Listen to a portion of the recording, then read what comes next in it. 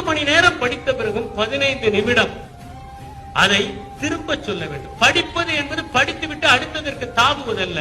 படிப்பதில் 6 கட்டமாக படிக்க வேண்டும். Reading, remembering, recapitulation, reproduction, rectification, revision என்ற 6 படிகளை படிக்க வேண்டும்.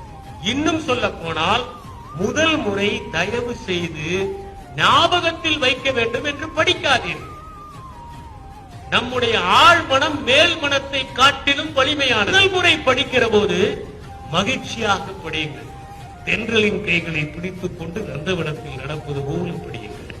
அப்படி படித்தால் நீங்கள் படித்தது உங்களுடைய ஆழ்மனத்திற்குள் சென்றுவிடும். அடுத்ததாக நினைவுபடுத்தி படியுங்கள். மூன்றாவதாக என்ன படித்தோம் என்பதை சொல்லி பாருங்கள்.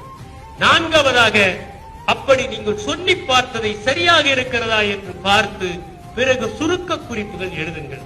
பிறகு அது ஒரு முறை வாசியுங்கள்.